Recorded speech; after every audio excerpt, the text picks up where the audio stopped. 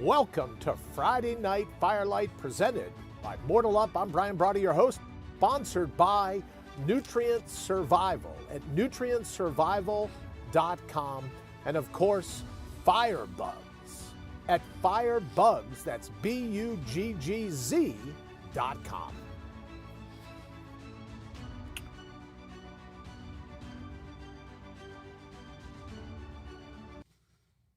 Hello. Oh boy, that's a heck of a transition there. You just don't find that happening just anywhere. Welcome to an all-new Friday Night Firelight. I guess you can tell we're inside once again, although I thank my brother Bob for the new dinner bell. That's a little loud. Let me tell you about this. Do you know what he did? It's the bottom of a fire extinguisher, and he turned it into a gong. So my big gong's over there. But that's the gong. So it's a little timer. It tells me when I need to get out, and it's a nice little stick with a piece of leather on it. All right, so thank you for joining us, as I say, for an all-new Friday Night Firelight. You can see we're inside. The smoke, it's unbelievable. They give all of the forecasts for New York City, the haze, the this and that. It hasn't been out of 70. It hasn't been above 75 here in a week. And then right over where I am, a bow tie, a little bubble of severe... Right? No burns orders, no this, no that, just a severe, if you're allergic to bad weather. But here's the thing, when you think back through our ancestors, there had to be forest fires. There had to be volcanic eruptions, right? There had to be all these other things that Mother Nature threw at us, that they were able, our ancestral, our primal tree, that they were able to survive, or you and I wouldn't be here. You know my position on that. So I don't think it's as death-defying to go outside, but nonetheless, no fire, no outside fire, at least today, but we have our flames, thanks to Firebugs, which I should also thank them for sponsoring the show. Firebugs, especially with the 4th of July coming up, we've got a lot of things planned for the 4th of July. I'll get into that maybe a little later or maybe next week, but it all centers around having fun with our Firebugs fire pit and all the accoutrement with my family and just celebrating the 4th of July the way we should be. And I also should mention, speaking of the 4th of July, I should mention nutrient survival. As I say all the time, never settle, right? Why? Never surrender. When you think about sustenance, right? It's nutritional for your body. Why would you put something in your body that wasn't sustaining you, that wasn't nutritionally has a nutritional sustenance? Right? Why not just eat styrofoam packaging peanuts if that's what you want? So thank you also to Nutrient Survival. And one of the things that I'll be telling you coming up on the 4th of July here, after we get a couple of the things all put together, I will rely on Nutrient Survival pretty much for this new, speaking of death-defying, this new adventure that I have coming for the 4th of July. So thank you all so very much. And I wanted to jump right in and really thank everyone, because this is the first time. It's been a hell of a week since my birthday. You would not believe the week I've had. And this is my first time back on social media, back in front of the camera. So I wanted to thank everyone. And I mean from the bottom of my heart. I'm going to get up early tomorrow morning and try to individually thank everyone on the mug pamphlet, which is, as you know now, is my code word for Facebook in case Marky Mark ever comes after me and tries to shadow ban me or whatever they do.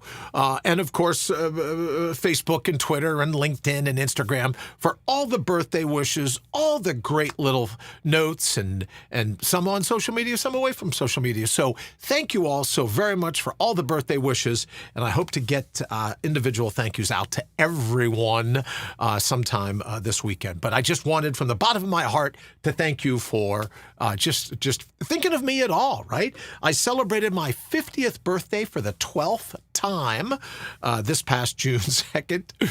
And so I know, right? People say, oh, thank you so much. Oh, from the bottom of my heart. Thank you. But I thought, how can I really say thank you? And I thought, well, maybe I'll do it with a story. Right? Everybody and their brothers running their yap on social media. So I don't want to talk a lot about it, but we'll couch it in the form of a story. Now, if you've ever seen me in public or you know me I tend to be somewhat of an introvert, right? I tend to want to stick to myself.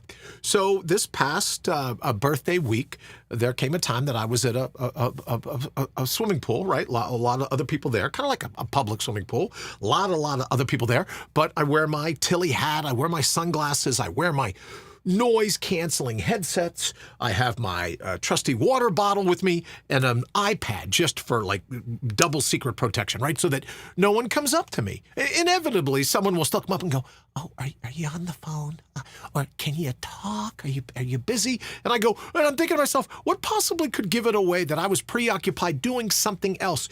Earphones, sunglasses, floppy hat, my own drink, reading a book, hiding behind. Right? Hiding behind the book. If I had it right here, I'd show you. Hiding behind a book like this. What could possibly lead you to believe that my mind was somewhere else and that I was looking forward to striking up a conversation with you? But it's my own fault. I'm in public, and that's why I never go out. So there came a time that I'm sitting at the pool minding my own business. Honest to goodness, minding my own business. Got the umbrella up, right? Because you know me. I can't get too much sun. Even with the floppy hat, you can't get too much sun. So through the noise, they're not terribly noise canceling, by the way, but through the noise canceling, I hear a faint sound of a whistle, right? So come to find out, it's the lifeguard's whistle, and lifeguards are signaling people like this: "Get out of the pool, get out of the pool." I can only see their lips moving, but it's like mayhem. Get out of the pool, get out of the pool. And my instinct, right, just based on my history, was to look around and go, is this a mass shooting? Are we being attacked? Are people coming over the fence, right? So I'm like this, looking around, keep the sunglasses on, don't want to go crazy, right? But I'm looking around over tops of my sunglasses, and I realize there's no barbarians at the gate, right? There's nobody trying to take over the swimming pool. I don't know what, like maybe some angry mermaids or something. So in any event, I go, well, that's not it. And people are running for the stairs, and you see people splashing, and lifeguards are motoring like this. And three of my kids come running up, and they're like clamoring. And I go, okay. I pull out an earpiece. What's up, guys? Oh, well, the lifeguard says everyone has to get out of the pool. And I go, well, I kind of got that with the signaling, but what's going on? What'd you guys do? What's the problem? Oh, they think someone went potty. Someone went to the bathroom. There's some, right? Channeling your best Bill Murray from Caddyshack. Oh, it's a baby Ruth, right? They think someone took a dump in the pool. They're worried, I guess, about toxins in the water. So they're making everyone get out of the pool and stand on the edge and point and go, oh, I think that's it there. Happen to have it with me, but we'll get to that in a minute. My little baggie, I dumped out some Cheetos or whatever we were eating. Cheese nips, cheese crackers, Cheez-Its. Eating some Cheez-Its, but we'll get to this in a minute. So my kids are all there. I go, I'm sure it's going to be fine. Just relax, sit down. Let me get you a snack. There's some Cheez-Its now piled up on the table. Just sit down. Everything will be good. So then I have the bright idea. I go, oh, you know what? Why don't you go over to the kiddie pool? I go, right? There's nobody in there. They didn't tell you to get out of that pool. So my kids very dutifully, right? They go, oh, Dad, that's a good idea. And I go, I know I don't come up with many of them, so you may want to take advantage of it. And they go, oh, that's true. You don't come up with many of them. So why don't we head on over to the kiddie pool? So they go through the fence. They get in the kiddie pool. Here comes some lifeguard with the whistle. Shh.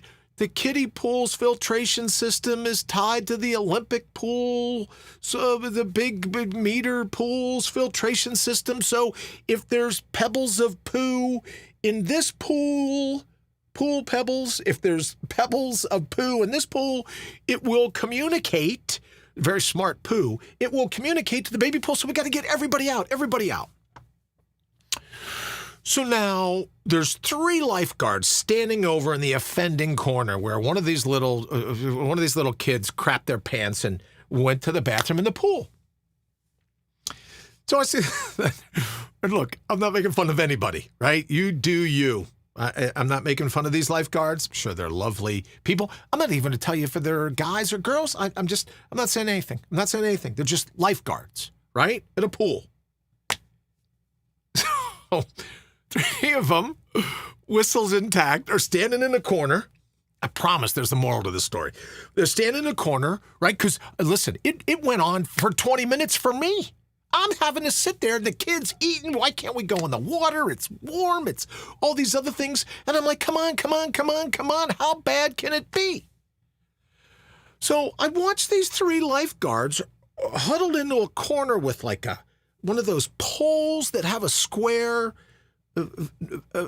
like a net. What is it? A scraper, a skimmer. One of them, each one of them has one of those, and they're down like with big salad tongs. Right, big salad tongs trying to get down and get it. And another one's got like a pool noodle. And I go, oh, this ought to be good. Let's see if they're going to like siphon it out through the pool noodle, right? This is going to be great. I might have to take my sunglasses off for this. So now the clock's ticking. They keep trying. They can't get it. People are all standing around looking. Well, now people are starting to get ticked off. And they're like, oh, for goodness sakes. And they start leaving the pool.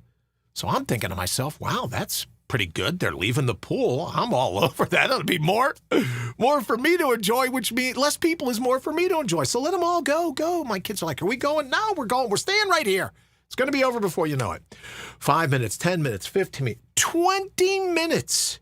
The 3 musketeers over in the corner, right? And this is not a commentary on them. I'd be happy if they could spell CPR after watching this, let alone actually perform it on someone, heaven forbid, someone in the pool needing it. I'd be surprised if these people could spell the acronym. But in any event, it's not about them. Although it did take them 20 minutes, and they still couldn't get the offending little excrement onto their fan, and they're scraping and trying to, oh, darn. Oh, darn. I don't know. What are we going to do? My kids are looking at me. Just half, if not 75% of the people are gone, and I've had it because now I have to pay attention to everything else going on. I take my little baggie full of Cheez-Its. I dump it out. I go over there. And again, they got their whistles in, right? They're ready to go. They're doing this, and they're trying to figure it all out. I take the little, what used to be the Cheez-It baggie, dive into the pool. I can hear the whistles going, sir, you're not supposed to be diving in the pool. We think there's poo in it. I hear the whistles, right? It gets farther and farther away as I'm having to dive down in the corner. It's like 3 feet. How far did I have to go? But, right, sound travels differently in water. So as you start to go down, the whistle gets a little, it sounds farther away, right? So I get down. I grab these 2 little M&Ms, not peanut M&Ms, mind you, regular M&M size little poo pebbles, grab them by the baggie, come back up to the top, and they're busy blowing the whistle. Sir, we said stay, blah, blah, blah, blah, blah, blah, blah, blah, blah, blah, blah. And inside of my little baggie, I take 2 little pieces of gravel that had busted loose. I don't know if you can see that. Here's my offending poo pebbles, right? As I said, I was thinking of Bill Murray and Caddyshack. I wish I had a Baby Ruth bar to open the show with. That would have been great. I find these 2 little poo pebbles. This is it. They're pebbles from the side of the pool construction they were doing. And the lifeguard goes, well, sir, how do you know those are from pebble? I go, and I etched a piece loose from the side of the pool, dunked it in the water, set them alongside so you could see all 3. And that's what you there. You got some pool, not poo, but pool pebbles. So here's the moral of the story. I've already had it up to here with people and running around and their masks and their 6 feet. Although when it started with social distancing way back when, I voted for 6 yards. I think people should have to cross the opposite side of the street when I come down. 6 yards is good enough for me for social distancing. But here is 3 high school students that were so terrified that there might be some type of infectious element in a chlorine pool. I almost think the week before I saw a bird dive down into a pool and die because there was so much chlorine in the water. Oh, but it couldn't get this little... Everything ground to a halt because these 3 brainiacs, I'm assuming educated here locally, these 3 brainiacs refused to just get into the water and see what was in there first. Oh, we could catch something. It could be horrible. It's just horrible. So it made me think, what has this whole concept of wanting to be protected What is this whole concept of safetyism? And I said in the tease that safetyism has become sacrilegious. Nothing in nature is concerned with your damn safety. Nothing. You and I can make attempts. There's little things we can do here and there to try to buffer our fate. But really, 3 lifeguards who are supposed to put their life on the line to save someone that's in trouble in this pool, they won't jump in to remove what they think is poo, right? 2 little pebbles. 30 minutes later, people start applauding. Well, thank you. Somebody jumped in the water and figured out it was gravel. But that's what we're up against. Everyone and their brother and sister are scared to death of life itself, scared to death of germs, scared to death of.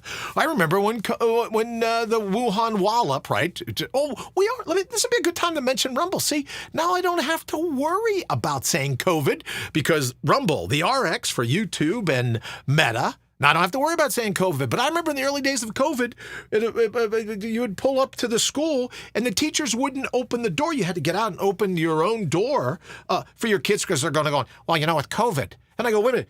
COVID has such sticking power that it's going to grab onto a metal door handle and hold on through, 10 miles at 55 miles an hour to get here.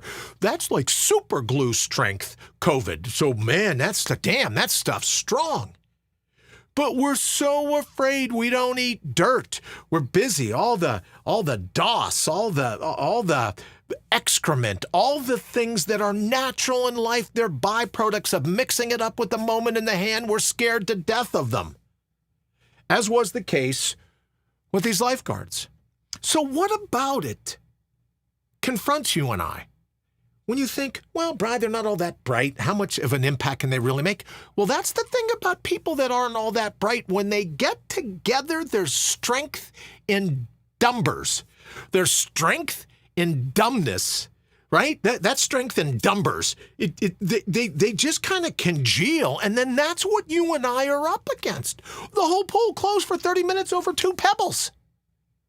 So, and one of them's on the phone. Oh, wow, I expected a Huey. I expected a helicopter to land any moment in the parking lot. Oh, let's see if we can't get the CDC in here. So maybe we could be a little less concerned about safetyism. Maybe we could be a little less concerned about being bubble wrapped. And then I think to myself, the heck with that idea.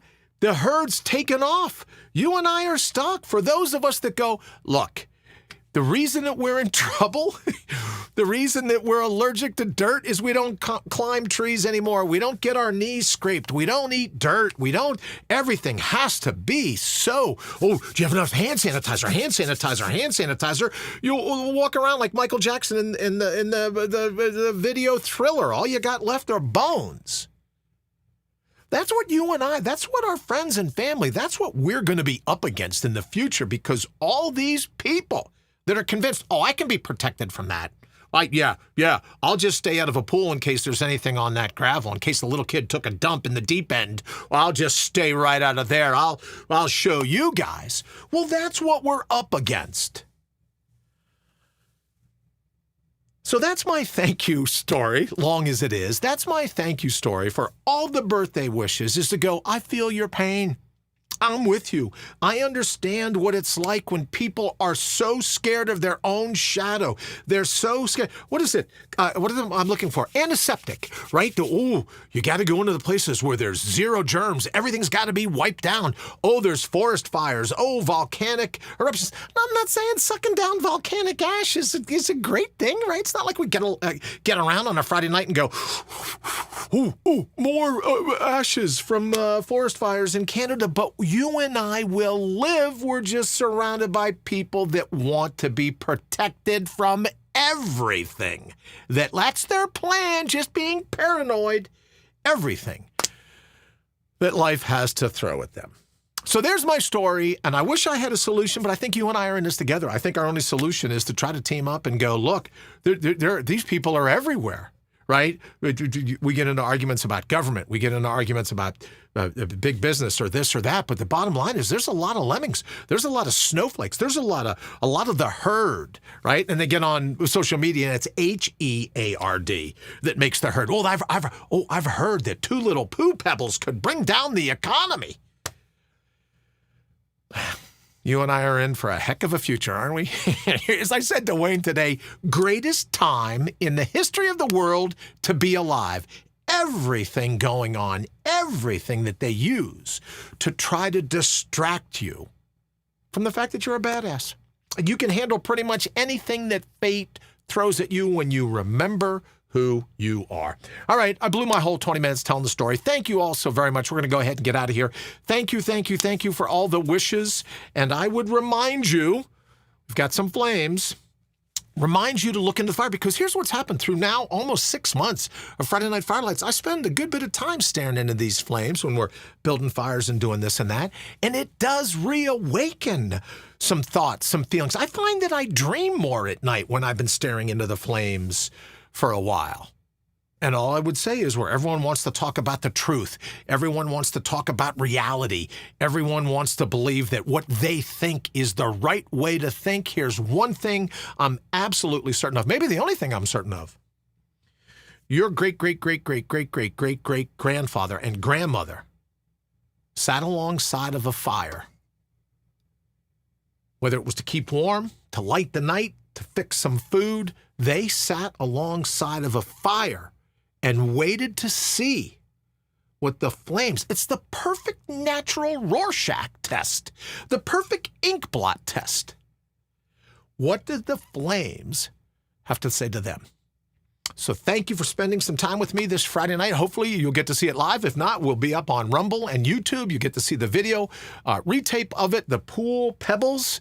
Send me an address if you want to send me a Baby Ruth. I'll get a white thing like Bill Murray had in Caddyshack, like Baby Ruth's. If you want to send me a Baby Ruth, text me. I'll send you the... No, don't. I won't. Thank you, though. And we're going to go ahead and throw up some flames. And I really would like to know, what do the flames have to say to you? Good night, everybody, and have an absolutely fantastic weekend. Don't let them scare you out of the pool with the fear of poo.